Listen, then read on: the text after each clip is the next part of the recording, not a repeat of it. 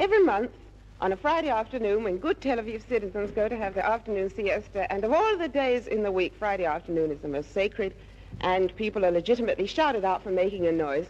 If you come near the ZOA house, which is in the heart of Tel Aviv, you're apt to hear something like this. I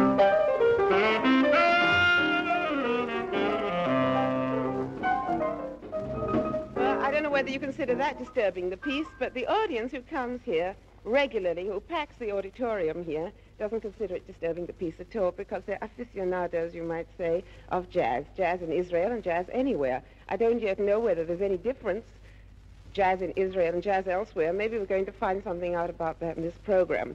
But in any case, the boys who come here in the afternoon are a regular jazz group who mostly play here in the afternoons for the love of it, but they're the best jazz musicians in the country. And having said that, I'll ask them to introduce themselves, tell us who they are and what they play. First, the leader of the group. Mel Keller, I play saxophone and clarinet. Alex Wise, play bass. Danny Gottfried playing piano. And? Mel Lifeman, drums.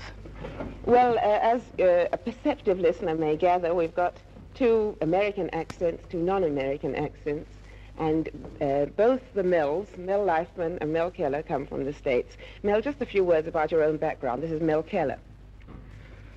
Well, I came to Israel in 1951, and since then I've spent almost all my time working at Kol Yisrael, at the Israel Broadcasting Service, first as a clarinetist in the symphony orchestra, and now as the producer of the jazz programs recorded and with the quartet.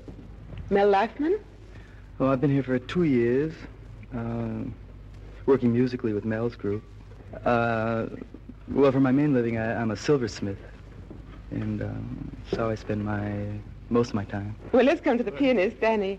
And you're a sabra? Yeah, I was born in Israel. And Same way like Mel, something in common.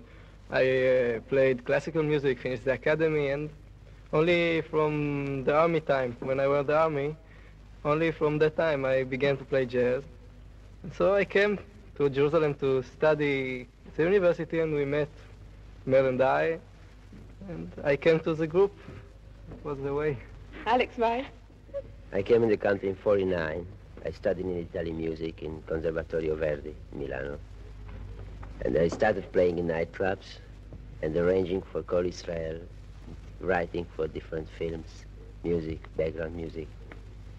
And now I'm with the group with Mel. What are you going to start off with this afternoon? We're going to start off with a sort of modern jazz opus called Scrapple From The Apple.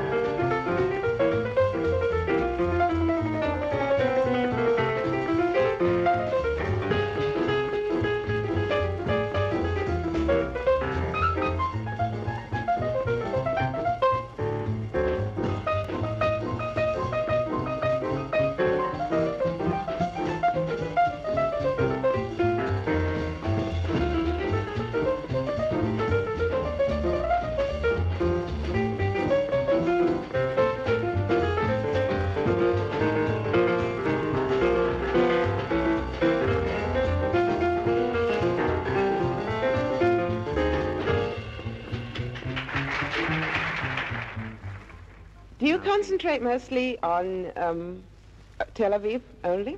No, we're performing in kibbutzim too. What kind of kibbutzim? Shomer HaTzair and all kind of kibbutzim. They are very enthusiastic about jazz. It must be something pretty new for them, is it? It's not so new. They are old jazz fans. But I never got in touch with jazz musician in person. And how was the contact made? We just played, and that made all the contact. But no, what I mean is, how did you get in touch with the kibbutzim, or how did they get in touch with you? What made them think of it? First of all, we played in the Haifa Jazz Festival, and a few friends of Mel from a kibbutz called Mishmar Haemek came over, and they liked it very much, so they invited us to the kibbutz. What did you think when you first went to a kibbutz? What sort of reaction did you expect? It was a little bit unusual for me, but they received it. They received us very well, right? And Danny, have you ever been on a kibbutz? I've been on a kibbutz, but not to live there. But no. We played together there. It was in Mishmar Emek, especially. It was something very unusual. They didn't want to let us go. And do you feel that they appreciate what you appreciate in it? What I mean is that sometimes the musicians feel that there are certain things which they value very much, which the audience doesn't get. Look, we tried to get them understand what are the main points in jazz. Mel talked about it, and Yeah. we showed us examples about every part which builds the building, the whole building of jazz. And so they understood, and they were asking questions, and showed very much interest. So actually you in the kibbutzim, it's sort of illustrated lectures, almost. Exactly. We've also done it in Jerusalem, and we're going to do the same thing in Kiryat Gat, which is a development town, next week.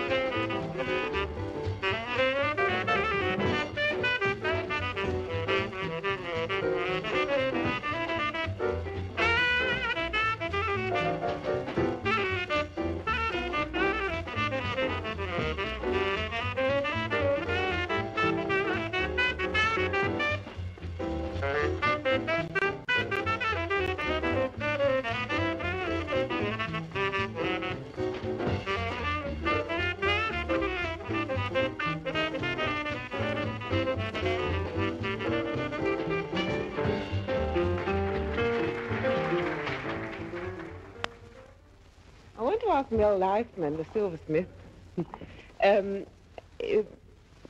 something, I don't know whether it's an easy question to answer, not even an easy question to phrase, but the music that springs from various countries, in the end, usually, it has to be, much as it can be universal, it's always based on the actual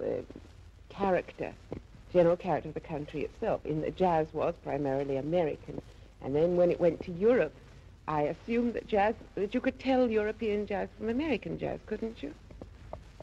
Well, you might be able to recognize individual musicians, but I don't think there's that much difference in, well, I wouldn't know that there's a national jazz style.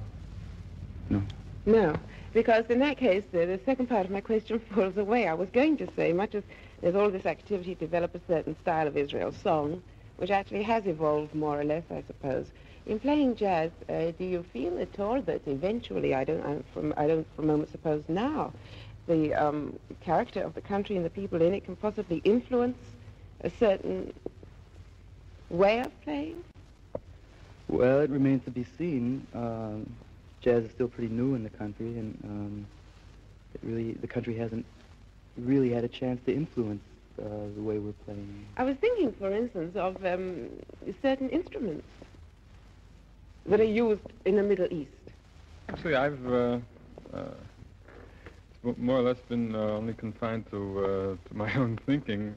I haven't done or said anything about it, but I would very much like to sometime do experiments with, for instance, the Arab drum, which is a native Middle Eastern instrument, and possibly with elements of music that are common to, that are characteristic of Israel, using Israeli songs as the basis for arrangements and improvisations. Actually, we haven't done as much as we should and as much as I'd like to do in this direction.